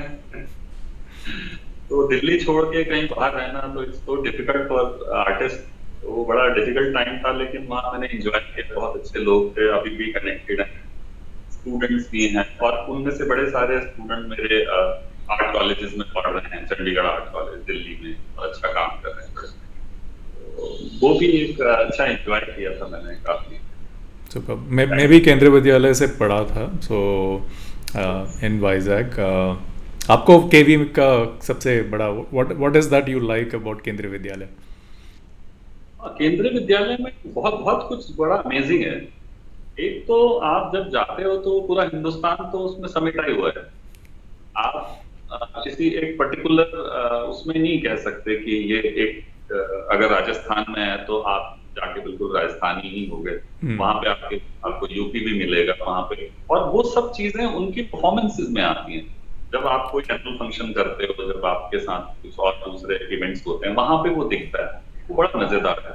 और ऐसे ही बच्चों में भी है। बच्चे वहां पे एक बहुत अगर हम कहें कि एक सिपाही का भी बच्चा होता है और एक कर्नल का भी बच्चा होता है, सभी एक लेवल। हाँ, और सब एक साथ मिलके वो मुझे सबसे ज्यादा अट्रैक्ट करता है। और बाकी अगर मैं इंफ्रास्ट्रक्चर की बात करूँ तो इतने बड़े बड़े प्लेग्राउंड होते हैं और इतना उनके पास स्पेस इतना होता है, उसका भी एक अपना मजा है। आजकल के स्कूल्स में that's missing completely. Yes, play area तो आजकल है ही नहीं, मिल ही नहीं रहे। जी। Smita Ayub, superb works, Samir ji, and every work has a reflection of your personality. Bharti Yadav, sir, how to give proper guidance to kids to make their vision clear about painting? ये question है भारती यादव। भारती जी, thank you, आपने पहले भी comments किए, काफी अच्छे, शुक्रिया। बच्चों के लिए तो एक चीज होता है कि बच्चों को फ्री छोड़ देना चाहिए। बच्चों के अंदर इतना पोटेंशियल है, दे आर सो इंटेलिजेंट, और उनके अंदर एक फायर होता है। जो मैं अपने लिए भी कहता था कि हम अपने आप को तलाश रहे होते हैं एक एज में, और शायद वो जो सपोर्ट है जो वो करना चाहते हैं, उनको फैसिलिटीज प्रोवाइड कराना और उनको समझते हुए उनको सपोर्ट करना। बच्चे को सपोर्ट ज्यादा चाहिए। वो कैसे, आपको उनको अंडरस्टैंड करना पड़ेगा कि उनका इंटरेस्ट कहाँ जा रहा है। थोड़ा सा वेट करना पड़ता है इसके लिए। तो उसके बाद बच्चे का आपको इंटरेस्ट पता चलेगा, वो किस तरफ, अगर उसका आर्ट में इंटरेस्ट है तो वो पक्का शो कर दे। आर्टिस्ट तो लड़ लेता है वैसे, आर्टिस्ट तो पैदाइशी बागी होता है। आर्टिस्ट, ज्यादातर आर्टिस्ट तो लड़के ही बने हैं फैमिली से। अच्छा, फिल्म्स में आप देखें, हमारी पेंटिंग में देखें, और हमें देखें या किसी को भी देखें, आर्टिस्ट हमेशा मैं कहता हूँ अपने काम के लिए बाकी होता है। वो उसका पैशन उसको ड्राइव करता है, और वो पैशन अगर बच्चे के अंदर है तो पेरेंट को सिर्फ सपोर्ट करना चाहिए, और उनको वो फैसिलिटी जितनी हम दे पाए, जितना उनको अच्छा दे पाए, उनको रीडिंग हैबिट हम डेवलप करा पाए, उनके लिए किताबें ला पाए, उनके लिए वो तमाम सहूलियतें जो चीजें अदर देन स्कूल होती हैं, स्कूल सिलेबस के अलावा बहुत सारी चीजें हैं जो एक रियल लाइफ में एक इंसान को डेवलप करने के लिए जरूरी है, वो उनको प्रोवाइड कराई है। Good one, good suggestion. आपने जो जैसे बोला, वो पैशन विद इन देम होना चाहिए। हम लोग कितना भी पुश करें एज पेरेंट्स नहीं होगा, but when they are asking, the best thing we can do is empower them, give them the tools required, encourage them, so that they can take this forward. Rajesh ji again बोल रहे हैं, undoubtedly your thought process behind Sonu Sood painting is fabulous, state of mind. that you possess. You're sharing your gifts and representing artists. Veena Sharma saying, "Thank you, sir. So beautifully you explained my query." Shilpi Jha saying that nice Ajay. And ये आज पहली बार पता चल रहा है कि आप उत्तराखंड से हो. That's wonderful. This is Rajesh Duggal ji. बहुत सारे सीक्रेट्स बाहर आ रहे हैं. और कुछ सीक्रेट्स आप पूछना चाहते हैं तो अभी पूछिए. मैं आपके ऊपर डाल दूंगा कि ये ऑडियंस ने पूछा था, मैंने नहीं पूछा, तो प्लीज़. सुनील शर्मा, लेकिन सर उत्तराखंड पेंटिंग में भी दिखाइए पहाड़, नदियाँ, आसमान, वहाँ का फोक सर. सो आई थिंक आपके पेंटिंग्स में उत्तराखंड के आर्ट भी दिखाएं, सजेस्ट कर रहे हैं. If you can showcase. Nice breeding Ajay sir. Art course, I think he meant something else. Art को समझने वालों को ये प्रोग्राम बहुत पसंद आ रहा होगा. You are great sir. So thank you Sunil. Sona ji बोल रहे हैं, your true artist. I am a big admirer of your soulful artworks. Loving listening your beautiful and touching expression of your journey. Definitely, because some of these things come very rarely. Because we talk a lot about work, but we don't know you as a person. And this entire series is all about knowing the artist well, and his work and the journey. Alok Majumdar saying, very nice Sameer. Very impressive talk. एक artist के लिए उसकी feelings ज़्यादा मायने रखती है या techniques और thinkings. This is a question from Veena Sharma. So एक आर्टिस्ट के लिए उसकी फीलिंग्स ज़्यादा मायने रखती है या उसकी टेक्निक्स और थिंकिंग्स? जी देखिए, जब आप फील करते हो तब आप सोचते हो, जब आप सोचते हो तब आप करते हो. टेक्निक करने में आता है. तो ये सब इन सब चीजों का बड़ा अहम रोल है, लेकिन उसमें सीक्वेंस है. तो जब वो सीक्वेंस सही बैठता है, आपने सिर्फ सोचा नहीं, आपने सिर्फ काम किया, हमने सोचा नहीं, सिर्फ काम किया, तो वो परफेक्शन शायद नहीं, कुछ परफेक्शन तो नाम की चीज होती नहीं है, लेकिन फिर भी वो जो हम कहते हैं ना कि संवाद जो क्रिएट कर पाते हैं, शायद वो कहीं मिसिंग रह जाता है. तो इसमें कैटेगरी है कि पहले आप उसके सेंसिटिव इतने होते हैं कि आपको कोई चीज असर करती है, सोचते हैं, सेंसिटिव करते हैं. Superb sir. Others, a lot of compliments coming in. बहुत अच्छी एंकरिंग, या ये कहीं की कंपेयर कर रहे हैं सर आप भी अजय समीर के साथ. बहुत अच्छी एंकरिंग, या ये कहीं की कंपेयरिंग कर रहे हैं. So sorry, I didn't get that question Sunil, but yeah help me in English please. आपकी पेंटिंग ब्लैक एंड वाइट है बट ब्यूटीफुल होती है. क्या आप सिर्फ चारकोल और वाटर पेपर वर्क ही करते हैं sir? This is a question from Remi Kumari. आप पेंटिंग ब्लैक एंड वाइट करते हैं बट ब्यूटीफुल होती है. क्या आप सिर्फ चारकोल और पेपर वर्क ही करते हैं? देखिए, thank you very much. Beautiful आपने कहा. दूसरी बात ये कि मेरा जो काम है वो चारकोल में नहीं है, ये पेन इंक है. Pen ink on paper. तो सारी जितनी भी इसमें लाइन वर्क है, अगर उसको आप डिटेल में उसको जूम करके देखेंगे तो दिखेगा कि इट्स पेन वर्क. और ब्लैक एंड व्हाइट है ऑब्वियसली, क्योंकि ब्लैक और व्हाइट दो डिफरेंट कंट्रास्ट हैं, उसके बीच में मुझे लगता है कि सारी जद्दोजहद है उसके बीच में. तो black and white, I like black and white. Superb. Next compliment is Bharti Yadav. Very wonderful and amazing interview. It's really awesome. Thank you, Bharti ji. Savita ji के बोल रहे हैं, you are a great artist and very kind person. This is from Savita Jitesh Tandale. And Shilpi Jha Bose. Ajay, तुम्हारी painting बहुत deep poetry की तरह है। Painting बनाते हुए कभी ऐसे महसूस हुआ कि चले कुछ सोचकर और पहुँचे कहीं और, चले कुछ सोचकर और पहुँचे कहीं और, ऐसा कुछ हुआ क्या आपकी पेंटिंग्स में?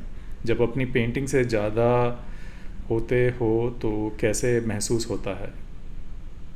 जी। जुड़ा होते हो, सॉरी, जब अपनी पेंटिंग से जुड़ा होते हो तो कैसे महसूस होता है? तो देर आर टू क्वेश्चंस। एक तो चले कुछ और सोचकर और पहुँचे कहीं और, so this is a question, ऐसा कुछ इंसिडेंट हुआ है? Good question okay. Shilpi ji, because I have not asked such question कि ड्रॉ कुछ और करते हुए स्टार्ट किए थे और कुछ और रिजल्ट आया। हाँ, एक्चुअली जैसे मैंने आपको बताया कि मेरा जो आर्ट वर्क है वो सबकॉन्शियस माइंड से होता है। तो मैं एक जंगल में जाता हूँ, जिस जो बाहर से मुझे एक जंगल दिखता है, और जब मैं उसमें एंटर करता हूँ तो मुझे बहुत सारी चीजें मिलती हैं उसमें, और उनमें से जो जो चीज मुझे अच्छी लगती है मैं उस वक्त उनको पिक कर लेता हूँ। तो इस तरीके से मेरी एक ड्राइंग, जो भी मेरा सब्जेक्ट है, वो होता है। तो मैं जहाँ जाता हूँ मुझे पहले तो पता नहीं होता है, लेकिन जैसे ही मैं उसमें एंटर करता हूँ, मतलब जैसे ही मेरे थॉट्स जब स्टार्ट होते हैं तो वो क्लियर होता है, और वो क्लियर होता है, लेकिन उसके जो ऑब्जेक्ट्स हैं मुझे जंगल में क्या क्या मिलेंगे और मैं क्या उनको लेके बाहर निकलूंगा, वो बनाते बनाते फिर आप बाहर निकलते हैं। सुपर। सो क्योंकि ऐसा रहता है। So the second part of the question है, जब अपनी पेंटिंग से जुड़े होते हो तो कैसा महसूस होता है? अगर पेंटिंग से जुड़े होते हैं तो बिल्कुल वो आप एक मेडिटेशन की दुनिया में होते हो, और उस वक्त आप नहीं होते। तो मुझे तो लगता भी है ऐसा कि आर्टिस्ट आर्टिस्ट तब होता है जब वो पेंटिंग बना रहा होता है। हम्म। जैसी पेंटिंग बन के रेडी होती है और हम पीछे आके चेयर पे बैठ जाते हैं, तो मुझे खुद भी समझ में नहीं आता है कि ये बनता कैसे है। उस टाइम आप व्यूअर हो जाते हैं। तो जिस टाइम पेंटिंग हो रही होती है उस टाइम मैं आर्टिस्ट होता हूँ। उस टाइम आप एक साधक होते हो, उस टाइम आप एक जो भी आप कहना चाहो, उसको नाम देना चाहो, उस टाइम आप मेडिटेशन में होते हो। उसी वक्त आप अंदर से जागृत होते हो, और बाकी टाइम आप एक नॉर्मल आदमी की तरह बिहेव करते हो। पेंटिंग को भी ऐसे ही देखते हो, आपके बिहेवियर में भी वही चीजें आ जाती हैं। तो पेंटिंग करते वक्त मैं आर्टिस्ट होता हूँ एक्चुअली। So good.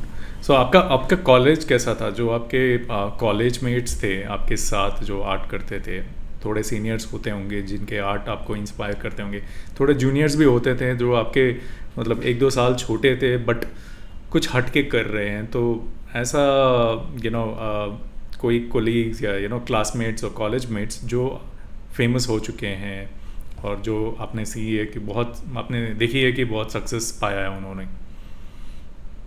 मैं इस मामले में बहुत लकी था। मैं जब कॉलेज में गया था तो मैं मेरा फाउंडेशन जो फर्स्ट ईयर था, तो मैं फर्स्ट ईयर में था, और हमारे फाइनल मास्टर डिग्री के फाइनल में परेश मेहती साहब, ओके। और हाँ जी, और वो इतना बड़ा नाम परेश मेहती आज पूरे वर्ल्ड में वो फेमस। और धर्मेंद्र राठौर मेरे सीनियर थे, वो भी मास्टर्स में थे। विजेंद्र शर्मा मेरे, हम लोग इनसे सीखे हैं कॉलेज में। विजेंद्र शर्मा उन्हीं के बैच में थे, और वो सब मास्टर्स में थे, मैं बीएफए में था। और क्योंकि मुझे वाटर कलर पसंद था तो मेरे परेश मेहती के साथ ज्यादा ज़्यादा। अच्छी दोस्ती हुई। तो हम लोग आउटडोर करने साथ जाते थे, हमने कई ट्रिप भी किए साथ में, मसूरी ट्रिप, और इधर उधर हम लोग जाते थे, और उनका मेरे घर भी आना जाना लगता था। धर्मेंद्र राठौर बहुत बहुत ही सुलझे हुए आर्टिस्ट, बहुत सुलझे हुए इंसान, उनसे वो भी मास्टर्स में थे, वो परेश के जूनियर थे एक साल। तो उन लोगों से तो ऐसे बड़े सारे ये सीनियर्स थे। और नीरज गोस्वामी वो हमारे टीचर थे, और टीचर्स तो और भी बहुत सारे थे जो जो मुझे इंस्पायर करते थे। धीराज चौधरी और अनुपम सूद मैडम, वो सारी, हमारे जगदीश डे साहब, बहुत ही नेक इंसान। बहुत सारे आर्टिस्ट थे, सेन गुप्ता, मेरे प्रिंसिपल थे ओपी शर्मा जी, वो मुझे इतना सपोर्ट करते थे। ओपी शर्मा मेरे प्रिंसिपल थे, और उनको एक बात पता चल गई थी कि इसको फाइनेंशियल प्रॉब्लम है, और ये जो है मीडिया में भागता है काम करने और फिर कॉलेज आता है, तो मेरी पेंटिंग्स बिकवाते थे कॉलेज से। ओह सुपर। कॉलेज बाहर आता था तो मुझे बुलाते थे, ये बहुत अच्छा लड़का है, इसका काम खरीदो, तो मुझे वो बड़ा सपोर्ट करते थे। और सुपर। जूनियर अच्छे अच्छे आर्टिस्ट हैं, सीनियर्स में भी कई थे, जूनियर में भी काफी। और वो मेरा लक अच्छा था कि उस टाइम पे वो जो स्पिरिट थी काम की, वो इतनी, मुझे तो लगता है बहुत हाई लेवल पे थी। आपको विजेंद्र शर्मा दिख रहे हैं, आपको परेश मैथी दिख रहे हैं रोज काम करते हुए, 10-10 फीट के कैनवस पे, धर्मेंद्र राठौर दिख रहे हैं आपको, ये तमाम लोग दिख रहे हैं, रोज काम हो रहा है, धीराज चौधरी अपने स्टूडियो में काम कर रहे हैं, है ना? जगदीश रेड्डी सर कर रहे हैं, ऐसे बहुत सारे लोग। तो वो बहुत अच्छा टाइम था मेरे लिए, और आई एम सो लकी, और मैं सबको आज आपके मन से भी थैंक यू करना चाह रहा हूँ सबको। या दैट इज़ वेरी इंपॉर्टेंट, क्योंकि मैंने बहुत सारे ऐसे कॉलेजेस देखे हैं, इमेटीरियल कौन सा भी इंडस्ट्री हो, कौन सा भी कैटेगरी ऑफ एजुकेशन हो, थोड़े ऐसे लोग रहते हैं यार इसके बाद करियर कुछ नहीं है, मैंने ये सुना है, मैंने वो सुना है, नेगेटिविटी, बहुत सारी नेगेटिविटी, और थोड़े ऐसे ग्रुप पे रहते हैं 20-30%, मतलब 20-30% मतलब वो नेगेटिविटी स्प्रेड करते रहते हैं। 20-30% जो अपने काम में लगे रहते हैं, ये सब कुछ इग्नोर करते हैं, बाकी लोग कन्फ्यूजन में रहते हैं कि यार ये सुनो या ये काम करो। But I agree with you, वो जो पॉजिटिविटी रहती है कि मेरे को बस काम करते जाना है, इन लोग के साथ जब टैगल ऑन करते हैं तो डेफिनेटली सक्सेस बेटर रहती है। So that's a good point. But ragging नहीं होती, क्योंकि आपको पहले से ही फेम आ गया था, आपके अवार्ड्स आ गए थे, मीडिया में आप शोकेस हुए थे। जब कॉलेज जब ज्वाइन हुए थे तो सीनियर्स ने ये नहीं बताया यार तू तो पहले से ही मतलब छाया हुआ है मीडिया में, ऐसा कुछ फीडबैक? जी जी, कॉलेज में बहुत सारे लोग थे जो मुझे जानते थे, ओके। और तो उससे मुझे फायदा मिलता था, रेटिंग में भी फायदा हुआ थोड़ा सा। तो इतना मुझे परेशान नहीं किया, वैसे ज्यादा करते नहीं आर्ट कॉलेज में परेशान, बट वो छोटा मोटा भी मुझे उन्होंने कहा कि तो छोटा भाई है, इसको कर। सुपर।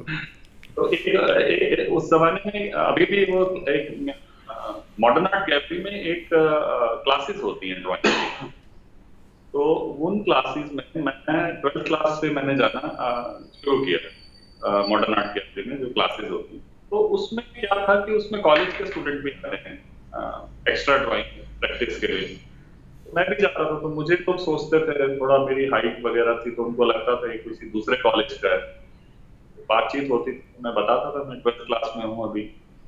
तो ऐसे वो कॉलेज के कई बच्चों से मेरा, जो मेरे सीनियर थे उनसे मेरी जान पहचान थी शुरू से, एक दो टीचर से भी थी जो आते थे वहां पे, तो थोड़ा बहुत था, इतना थोड़ा नहीं थोड़ा था बट हवा ऑलरेडी था। सो मैंने सुना है, मतलब ये जो अजय समीर नाम है आपका, उसमें खाली अजय कुमार पहले था, समीर आपने बाद में ऐड की थी, तो इसका स्टोरी क्या था? मतलब किसी चाहने वालों ने ये नाम आपसे, मतलब ये आपका क्या बोलते हैं, पेट नेम चाहने वालों ने लगाया है, या आप खुद ने you were inspired by this name? हाँ नहीं, ये मेरा तखल्लुस पेन नेम जो है, ये मैंने खुद नहीं लगाया था, और मेरे को लगता भी है कि जो आपने जो सबसे बड़ा जो मोटिवेटर होता है वो आप खुद होते हो। तो मैं जैसे बता रहा था आपको कि मैंने आपको बताया, जिक्र किया था, 10th क्लास तक मैं थोड़ा कुछ सिस्टम समझ में आता नहीं था मुझे इतना। जब मुझे थोड़ा क्लियर हुआ कि मुझे आर्ट करना है, और थोड़ा थोड़ा सा वो क्लियर था, तो कहीं वो पुरानी चीजों से मुझे थोड़ा सा कोफ्त हो गई थी, तो मैंने अपना स्कूल छोड़ दिया। उस जमाने में क्या होता था, हम खुद ही चले जाते थे और वहाँ टीसी फॉर्म भर के अपना टीसी ले लेते थे, और दूसरे स्कूल में जाकर एडमिशन लेते थे, अपने आप कर लेते थे सारे काम, घर में बताते नहीं थे किसी को। तो मैंने वो स्कूल छोड़ा, दोस्त छोड़ दिए सारे, और मुझे लगा मुझे अब लाइफ में कुछ करना है। तो वो जो एक सेल्फ मोटिवेशन था मेरे खुद से, मैंने एक प्रॉमिस किया था कि मुझे अब ये जो जितने भी आप घर में सुन रहे हो, और घर के हालात अच्छे नहीं थे, एक्चुअली फाइनेंशियल हालात अच्छे नहीं थे, जिसने मुझे एक दिन मुझे बहुत ज्यादा वो कर दिया था, बहुत डिस्टर्ब कर दिया था। मुझे लगा मुझे कुछ करना पड़ेगा, कुछ करना चाहिए मुझे। मैंने सब कुछ छोड़ा, दोस्त, स्कूल, ये सब, और अपना नाम भी मुझे लगा कि अजय नाम भी मुझे इसको भी छोड़ देना चाहिए। तो मैंने एक नाम सेलेक्ट किया, समीर लगाया, उसका मतलब हवा था। मुझे उस टाइम पे वो बहुत अट्रैक्ट किया उस नेम ने, और मैंने वो नाम लगा लिया। लेकिन उस नेम को लगाने से उस नाम ने मुझे ड्राइव किया। जब आप कुछ खुद से लगाते हो तो आपको प्रूव करना होता है, नाम लगाया क्यों है। अब नाम तो लगा लिया, दिक्कत ये थी 10 लोग बोलेंगे अरे तुम ये नाम लगाने से क्या होता है, क्यों। तो वो आपको ड्राइव, कुछ चीजें आपको लाइफ में ड्राइव करती हैं। ये मैंने बहुत बाद में महसूस किया। जो मैंने ये नाम लगाया था उसने मुझे ड्राइव किया, उसने मुझे बहुत कुछ दिया। मैं उसको प्रूव करने के लिए एक हार्ड वर्क की तरफ जाते वक्त कोई चीज ऐसी होती है लाइफ में जो आपको ड्राइव करती है। वो चाहे आपकी पैसों की किल्लत हो, चाहे वो कोई ऐसा इंसान आपकी जिंदगी में आ जाए जो आपके अंदर वो जज्बा भर दे। कोई ना कोई चीज होती है। तो फाइनेंशियल तो था ही जिसने मुझे मोटिवेट किया कि खुद को बदलना पड़ेगा, कुछ करना पड़ेगा। और वो नाम ने मुझे बहुत ड्राइव किया, और फिर वो नाम सार्थक भी होता गया। मैंने जब स्कूल छोड़ा तो जब मैं दूसरे स्कूल में गया तो वो प्राइजेस मिलने शुरू हो गए। तो वो स्कूल में आप मतलब अब इतने प्राइस, और मैं गवर्नमेंट स्कूल में पढ़ता था। उन स्कूलों को वैसे ही प्राइस बड़े कम मिलते हैं गवर्नमेंट स्कूल के बच्चों को, मेरे टाइम में तो बहुत कम मिलते थे। मैं इकलौता होता था जिसको इतने बड़े बड़े प्राइज और अवार्ड मिलते थे। तो प्रिंसिपल, टीचर्स और सब लोग इतना प्रेज करते थे कि मतलब एक बच्चा से और इधर शिफ्ट होने के बाद स्कूल का हीरो हो चुका है। तो वो मेरे लिए वो जो ट्रांसफॉर्मेशन था Ajay to Samir, that was मेरे लिए तो बहुत अच्छा था। क्योंकि आपके लिए अच्छा अगर होगा तो आप किसी के लिए अच्छा कर सकते हो, अपनी फैमिली के लिए कर सकते हो, अपने दोस्तों के लिए कर सकते हो, सोसाइटी के लिए कर सकते हो, आप कुछ दे सकते हो। सो अभी सिग्नेचर क्या है आपका? So it includes Sameer? हाँ, समीर या ओके, जस्ट समीर में समीर होता है या। लेकिन कहीं क्योंकि मेरा डॉक्यूमेंटल नेम अभी भी अजय कुमार है। हाँ, क्योंकि उस जमाने में हमें पता ही नहीं था कि वो 10th क्लास में नाम बदली कराना होता है। और फिर 12th में फिर तब मैंने बोर्ड के भी एग्जाम दे दिए और वो मेरा 12th में भी चला गया। और बाद में मुझे लगा कि बहुत लंबा प्रोसेस है। तो मैंने कहा कि नाम छोड़ेंगे नहीं, लेकिन समीर को लगाए रखेंगे। समीर मेरा खुद का रखा हुआ नाम। देखिए कभी भी आप देखिए लाइफ में आपने किया क्या है, आपकी अचीवमेंट क्या है। देखिए मेरी अचीवमेंट ये नहीं है कि मैं इस धर्म में पैदा हुआ, इस घर में पैदा हुआ, और मेरे पास जो मेरे को मिला हुआ है विरासत में वो क्या। अचीवमेंट मेरी वो है जो मैंने खुद की है। मेरे को ये अच्छा लगता है कि मैंने नाम भी अपना खुद दिया है। तो मुझे कई बार लगता है कि ये चीजें मुझे पीस देती हैं, ये मेरी अचीवमेंट्स की तरह। True. So lot of compliments coming for you. Inspirational for all artists.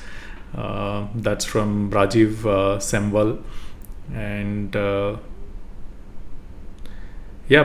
अभी पता चला है कि आप अच्छे सिंगर भी हो. So this is a secret getting leaked from Rajesh Dugal. So thanks Rajesh. So he shared a superb version of पल पल दिल के पास. सर हमें चांस मिलेगा या खाली राजेश के लिए ये गाना है? वो उन्होंने आज वो एक मेरा वीडियो शेयर किया है जो उनके फेसबुक पे, तो लोग वहां जाके सुन सकते हैं राजेश दुग्गल जी के। राजेश जी प्लीज शेयर करिए वो लिंक यहाँ पे, ताकि जो भी पार्टिसिपेंट यहाँ पे ज्वाइन हो रहे हैं वो क्लिक करके सुन सकें अजय सर को. When will you paint? Will you be painting art based on Haryana? This is from Bharti Yadav. Sorry? आप हरियाणा के ऊपर आर्ट कब पेंट करोगे? ये भारती यादव जी पूछ रही हैं. जी हरियाणा पे ऐसा तो मतलब कोई ऐसा थॉट नहीं है, लेकिन उन्होंने ऐसा थॉट दिया है तो फिर जरूर कुछ ना कुछ कभी भी ऐसा थॉट बनेगा तो जरूर करेंगे. Sure. So Rajni Sharma, thanks Sneha Arts which gave us a chance to know you. You're a true artist as much as a true human being. We can learn a lot from your art journey. So this is from Rajni Sharma and Suresh हंस. समीर जी, हम आपके काम के salon से दीवाने हैं, लेकिन आज प्रोग्राम कंपोज़र सर ने भी मोह लिया. Thanks sir. So I'm assuming it's a compliment. Thank you Suresh Hans ji. So Sangamesh is saying super artwork. Alok is saying thanks Sneha Arts for stellar interview. I have witnessed Sami's work with pen and paper. The intricate details of praiseworthy and awesome, inspiring. I can hear a echo sir. Okay. Yeah, thanks Nehards, and a lot of compliments for you sir.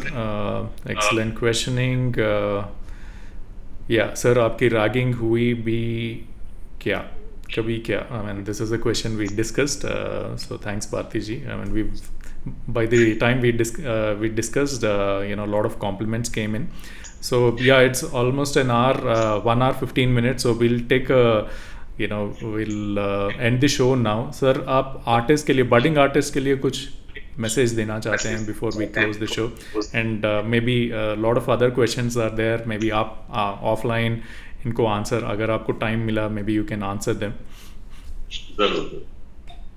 हाँ, देखिए, budding artist के लिए तो हमेशा एक बात मैं हमेशा कहता हूँ कि एक तो सेल्फ रिस्पेक्ट, दो तीन बड़ी ऐसी चीजें हैं जो शायद सभी लोग कहते हैं कि एक सबसे पहला सेल्फ रिस्पेक्ट, अपने आप को रिस्पेक्ट देना, उसके बाद अपने काम को रिस्पेक्ट देना, और डेडिकेशन और कंटिन्यूटी. ये कुछ 3-4 चीजें हैं यदि प्रोफेशनली मैं बात कर रहा हूँ. और मैंने ये देखा कि यदि सेल्फ रिस्पेक्ट आता है तो आप दूसरे को भी रिस्पेक्ट देते हो. एक अच्छा ह्यूमन बीइंग भी शायद वही बन पाता है जो खुद के लिए अच्छा होता है शायद. तो ये कुछ पॉइंट्स अगर स्टूडेंट्स जो भी अक्सर बात भी करते हैं, तो मैं उनको कहता हूँ कि आप कंटिन्यू अपने काम को करिए और बड़ी ईमानदारी से करिए और रेगुलर करिए, उससे प्यार करिए. थैंक यू अजय सर आज टॉक शो के लिए आने के लिए, and thank you Sneha Arts. Because of that मैं personally I am able to meet eminent artist like you and see the journey. I mean, मैं भी ये एनालाइज कर रहा हूँ art work, your journey as a person, society के लिए जो आप कंट्रीब्यूशन कर रहे हो, सोसाइटी के ऊपर आप एक जो निगाह रख रहे हो कि सोसाइटी में क्या हो रहा है, कैसे हम कंट्रीब्यूट कर सकते हैं, ये सभी बहुत इंपॉर्टेंट है. So thanks a lot for joining the show, and all the audience who've joined this particular show, thanks a lot for all the questions and participation, because ये participation से हमारा आर्ट टॉक और interesting होता है. हमारे question जब add होते हैं, आप भी नेचुरल क्वेश्चंस जब पूछते हो. So thanks a lot for joining this particular talk and engaging and participating. Do anybody who's not seen this particular video, or you have a friend who's an artist who should see this particular video, just share this across to them on WhatsApp, so that when they have time they can also go through the journey of Ajay Sameer sir. And again sir, thanks a lot. Lovely journey, awesome talk. Sneha Arts and the art talk is very very I mean, बहुत आभारी हैं हम आपके. So thank you Ravi ji, thank you so much. आपसे बात करके मजा आता है. और थैंक यू स्नेहा जी को स्पेशली थैंक यू. आज बड़ा खास दिन भी है उनके लिए. रवि जी को मालूम है, मुझे लगता है कि आपको एक बार बताना चाहिए. नहीं मालूम क्या खास बात है, मेरे को नहीं मालूम. So आज बर्थडे है किसी का. Oh my God, okay. Many happy returns of the day, Dr. Snehalata Prasad. और बहुत बहुत मुबारकबाद और शुभकामनाएं मेरी ओर से. और खूब मजा आया. टॉक शो को मैं रेगुलरली देख भी रहा था. Thank you so much. Okay, so अगर आज स्नेहा जी का बर्थडे है, तो आप उनके बारे में कुछ एक सेंटेंस या एक 1 minute maybe you can talk about it, and I will talk about this thing about Sneha ji, what I've seen as a person. Sneha जी. हाँ, स्नेहा जी देखिए इतना एक एक वंडरफुल आर्टिस्ट होना एक अलग चीज है, और एक वंडरफुल इंसान तो वो हैं ही, और साथ में जो कंट्रीब्यूट कर रही हैं आर्ट को, it's a very big challenge. और इतनी ईमानदारी से, और इतनी जैसे मैंने बोला कि वो शिद्दत से कर रही हैं ये सब चीजें, एक पैशन उनका दिखता है, और इस लेवल पे वो स्नेहा आर्ट को लेके आएंगे, वेरी बिग थिंग हम सबके लिए ये सीखने को मिलता है। हम लोग भी, सभी लोग एक दूसरे से इंस्पायर्ड होते हैं। तो शी इज सो डेडिकेटेड, और बहुत ही उनका सोच जो है वो बहुत आगे सोच रही हैं, वो बहुत आगे का सोच रही हैं, तो वो मुझे बहुत इंस्पायर करता है उनका। So, thank you so much. yeah, thank you, thanks a lot sir, and yeah, I agree with you. जो भी मैंने कहने के लिए सोचा था वो सभी आपने कवर किए. I've met her on person, and very humble, down to earth, managing family, managing business, and also taking time, ensuring that family is sleeping, and then her day as an artist starts, and she works like till 2 a.m., and then again morning back to family. All this is not easy. And then iske upar, it's not just about time. You creating an awesome artwork is just amazing. So happy birthday, Sneha ji, and yeah, this was kept as a secret. I definitely want to know why. But yeah, thank you Ajay sir for sharing this information and taking time out. Thanks a lot. Thank you so much. Okay, so I think she is saying it's not my birthday, it's Mr. Prasad's birthday. Okay. मैं वही कह रहा था Oh, आपको कि sorry, वो sorry. मैं यही बताना चाह रहा था कि Okay. So वो sorry Sneha song ji, sorry friends. Actually It's supposed to be Mr. Prasad's birthday, who's a doctor. I've not met him yet, but I'll share his views, and happy birthday, Mr. Prasad. Have a great day ahead, friends, all of you, and thanks for joining. Namaskar. नमस्कार। Thank you all. Thank you.